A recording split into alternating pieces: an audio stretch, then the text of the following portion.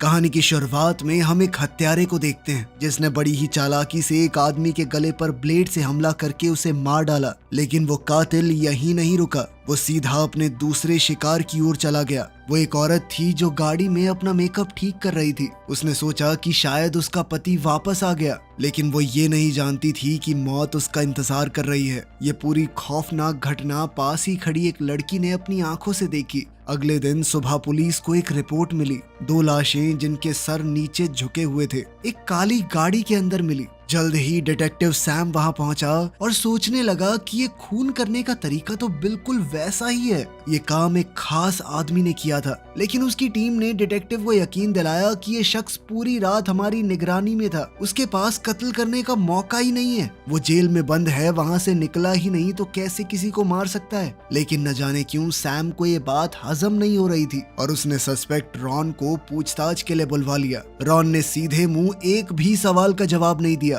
उसका ये घमंड सैम को बहुत ज्यादा चुभ रहा था, लेकिन उसके खिलाफ कोई सबूत था नहीं, इसीलिए पूछताछ बस फॉर्मेलिटी बन गई। जाते वक्त रॉन एक जवान लड़की से टकरा गया। उसका असली खतरनाक रूप एक पल के लिए सामने आया, लेकिन उसने तुरंत अपने आप को संभाल लिया। उसे लगा कि पुलिस स्टेशन में इस तरह की हरकत करना ठीक नहीं होगा, पर वो ये नहीं जानता था कि ये वही लड़की है जिसने पिछले दिन जुर्म होते हुए देखा था। लड़की ने भी कुछ बोला नहीं, बस वो बड़े ध्यान से रॉन को देखती रही। सालों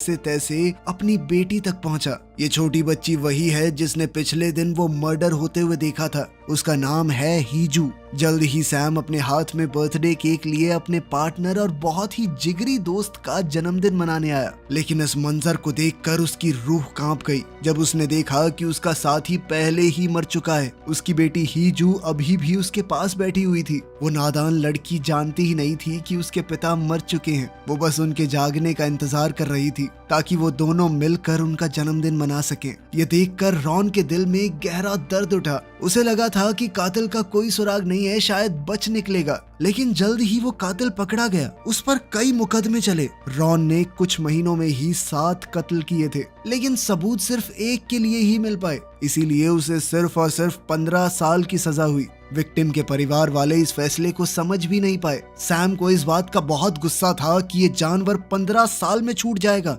उस दिन उसने फैसला कर लिया था कि बदला लेकर रहेगा। तब से आज तक उसके दिल में बदले की आग जल रही थी। उसने कसम खाई कि रॉन को उसके जुर्मों का हिसाब देकर रहेगा। छोटी हीजू ने ये सब देखते हुए कातिल का चेहरा हमेशा के लिए अपने दिमाग में बसा लिया था। लेकिन जब सब लोग गम में डूबे हुए थे, उनकी नजर एक आदमी पर नहीं पड़ी जो अंधेरे में छुपा हुआ था। सिर्फ रॉन ये बात जानता था कि जिसने उसे धोखा देकर जेल भिजवाया है वो उसका पुराना करीबी दोस्त है, वही हत्यारा जिसे हमने कहानी की शुरुआत में देखा था। दरअसल उन दोनों को एक लड़की से प्यार हो गया था। अब रॉन की गर्लफ्रेंड उसके दोस्त के साथ मिलकर उसे धोखा दे रही थी। जब रॉन को ये बात पता चली तो वो गुस्से से पागल हो गया और उस लड़की को बेरहमी से मार डाला। बाद में रॉन ने अपने दोस्त से भी बदला लेने का प्लान बनाया, लेकिन उसका दोस्त जॉन 2 कदम आगे निकला। उसने रॉन को फंसाकर जेल भेज दिया। अब 15 साल बाद रॉन जेल से बाहर आया और सबसे पहले जो उसके सामने आया वो था सैम, जो इस बार उसे जेल वापस भेजने के लिए तैयार था। ये साफ था कि सैम अभी भी 15 साल पहले की घटना को भूला नहीं है, लेकिन रॉन अभी भी अपने जुर्म को मानने के लिए तैयार नहीं था।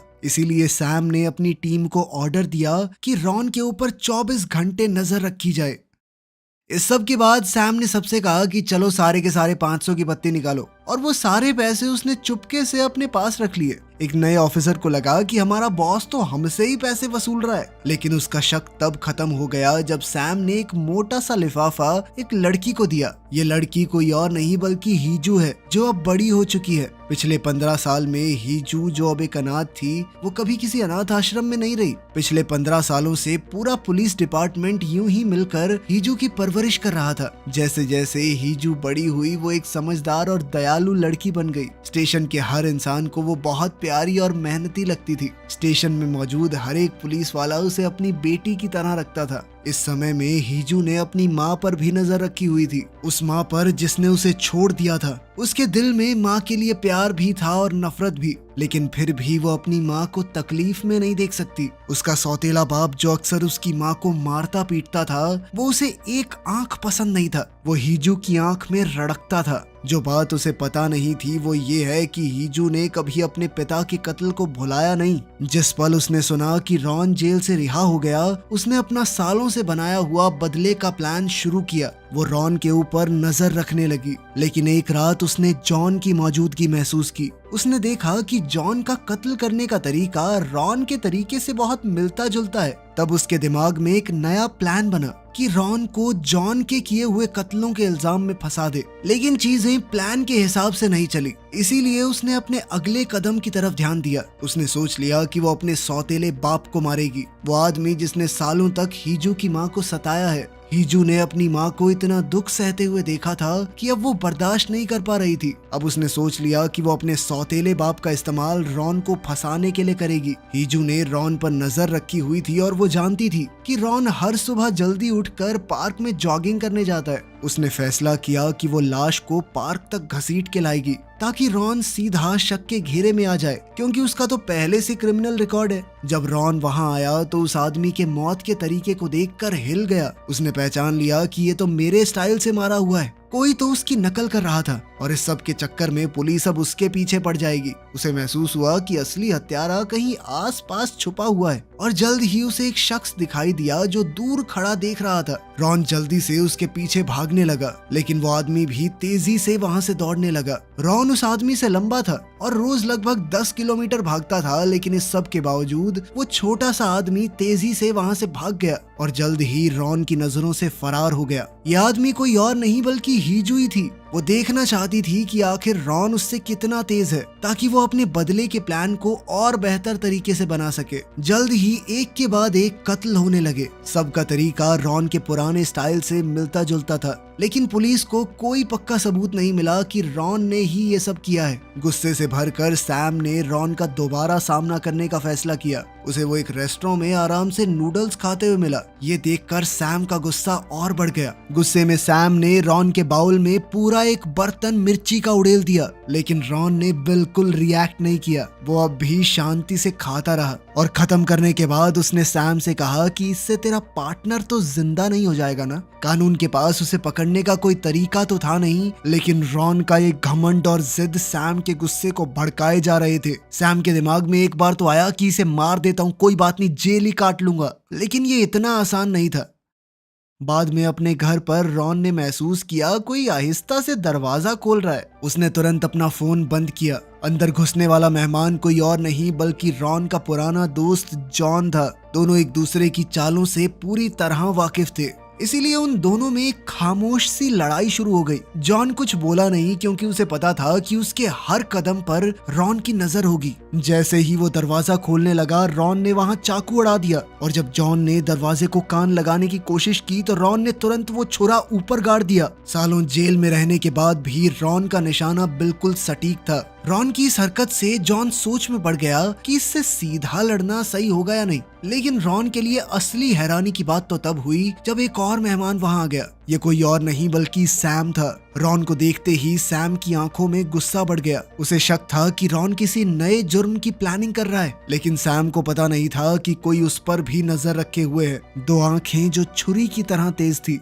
जैसे ही सैम का ध्यान रॉन से हटा, उसे महसूस हुआ कि कुछ तो गड़बड़ है। सैम को महसूस हुआ कि उसके पीछे कोई है। वो तुरंत घूमकर रॉन के पीछे आ गया, लेकिन वहाँ कोई भी नहीं था। कुछ देर बाद हम हीजू को देखते हैं, जो अपनी माँ के घर के सामने वाली बिल्डिंग की छत पर बैठी थी, चुपचाप अपनी माँ को देखते हुए। लेकिन आज कुछ अलग था। उसकी माँ के घर पर बिल्कुल कोई भी हरकत नहीं थी। उसे महसूस हुआ कि कुछ तो गड़बड़ है। अब हीजू ने हिम्मत जुटाकर अपनी माँ के घर जाने का फैसला किया, लेकिन वहाँ पर उसे अपनी माँ की लाश मिली। वो अपने दूसरे पति की मौत के बाद से पूरी तरह टूट गई और इस दर्द में चल बसी। एक के बाद एक अपनों को मरता देखकर हीजू का दिल, जो कि पहले ही नफरत से भरा हुआ था, अब और गुस्से से भर गया। उसने अपने दिमाग में हर चीज का जिम्मेदार रॉन को माना, इसीलिए रॉन को सजा देना बहुत जरूरी था। लेकिन उस दूसरे हत्यारे जॉन का पता लगने के बाद हीजू के मन में अब शक पैदा हो गया था। जब हीजू ने रॉन के पुराने केसेस की फाइल्स देखी, तब उसे समझ आया कि कातिल सिर्फ एक नहीं था, शायद ये दोनों तब मिलकर काम कर रहे थे।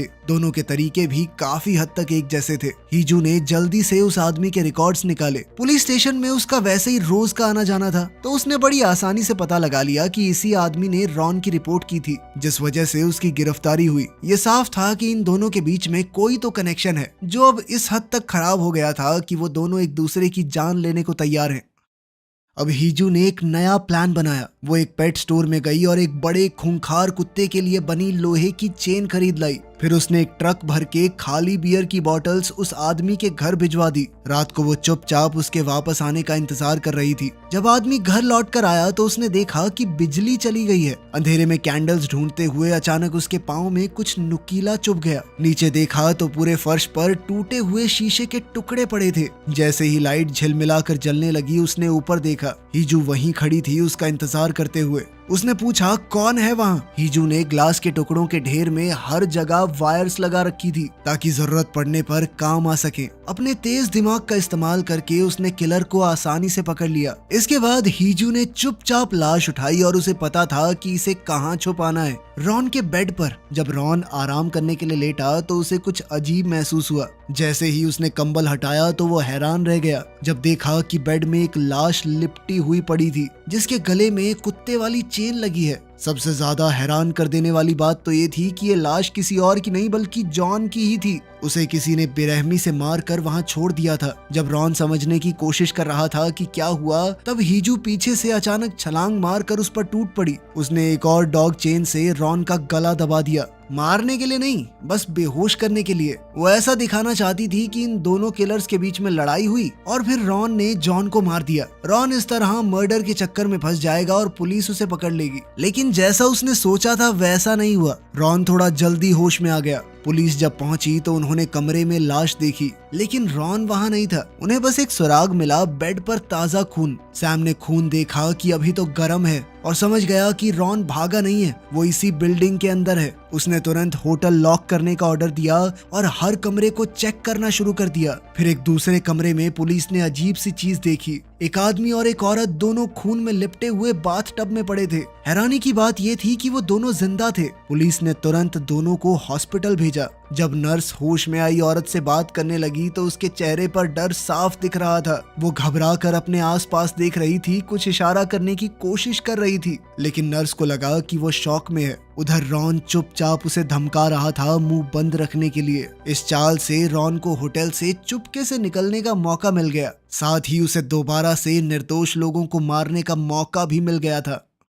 इसी बीच सैम, जो क्राइम सीन पर था, सोचने लगा कि रॉन आखिर भागा कैसे। तब उसने बेड के नीचे खून का एक निशान देखा। मैट्रेस उठाते ही पता चला कि इस कमरे में रह रहा आदमी तो वहाँ मरा पड़ा था। रॉन पहले ही बिना कोई निशान छोड़े निकल चुका था। अपना प्लान पूरा करने के बाद हीजो को लगा कि चाहे रॉन पकड़ा ना भी जाए, लेकिन अब वो एक वांटेड किलर है। अब बात अपने आप खत्म हो जाएगी। अब वो अपने सपने पूरे करने पर ध्यान दे सकती है। लेकिन जब उसने अखबार में हेडलाइन देखी तो वो हिल गई। पुलिस वालों ने ये तय कर लिया था कि रॉन किलर नहीं है। उसके खिलाफ उन्हें कोई खास सबूत नहीं मिला था। दरअसल ये ऑर्डर्स ऊपर से आए थे कि रॉन का नाम साफ कर दो, क्योंकि वो नहीं चाहते थे कि पुलिस एक ही आदमी को पकड़ने में नाकाम घोषित हो जाए। लोग बोलने लगेंगे ना कि एक हत्यारे को पकड़ नहीं पा रहे। सैम इस सबसे ज्यादा खुश नहीं था। ये सुनकर हीजू बहुत परेशान थी। उसने तय कर लिया था कि इस दरिंदे को इसके गुनाहों की सजा दिलाकर रहूंगी। उधर रॉन ये तो जानता था कि पुलिस उसका कुछ नहीं बिगाड़ सकती,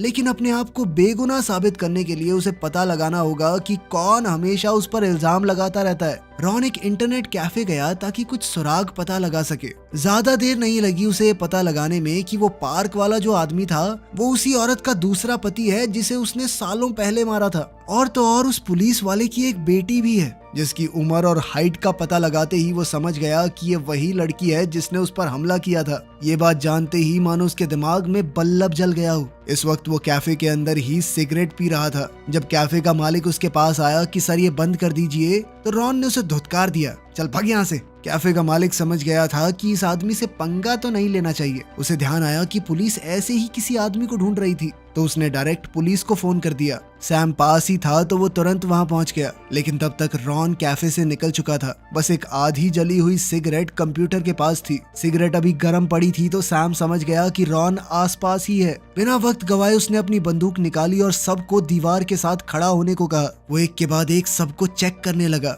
लेकिन भीड़ में छुपे हुए रॉन ने तुरंत झपट्टा मारकर सैम पर हमला बोल दिया। वो तुरंत बचकर बाहर की तरफ भागा और रास्ते में एक पुलिस वाले से टकरा गया। वो पुलिस वाला अभी भर्ती हुआ था तो गोली चलाने में थोड़ा हिचकिचाया। इतने में तो रॉन ने अपनी छुरी उसकी छाती में गाड़ दी, लेकिन उसे मारा नहीं। वो जानता था कि कोरिया में एक पुलिस वाले को मारना बहुत बड़ी दिक्कत हो जाएगी, फिर कुत्तों की तरह ढूंढेंगे मुझे ये। इसीलिए उसने पुलिस वाले की थोड़ी मरहम पट्टी कर दी ताकि वो बच जाए। फिर सैम की गाड़ी में ही वो सीधा पुलिस स्टेशन गया। गाड़ी देखकर तो गार्ड भी उसे डायरेक्ट सल्यूट मार रहे थे। उसके लिए सबसे खतरनाक जगह ही सबसे सेफ बन गई। उसका असली मकसद गाड़ी वापस देना थोड़ी था, बल्कि वो तो हीजू का एड्रेस निकालने आया था। इत्तेफाक से हीजू भी स्टेशन में ही मौजूद थी। उसने रॉन को छुपते हुए अंदर जाते देख लिया, लेकिन ऑफिसर्स को बताने की बजाय वो चुप रही, क्योंकि उसे पता था कि अगर छुपकर पुलिस स्टेशन में घुसते हुए पकड़ा गया तो सारी जिंदगी जेल में नहीं रहेगा, कुछ सालों में फिर बाहर आ जाएगा। अब हीजू ने अपना आखिरी प्लान बनाया। वो समझ गई थी कि रॉन पुलिस को बेवकूफ बना के आसानी से एड्रेस निकाल लेगा और फिर उसका टारगेट तो वो ही होगी।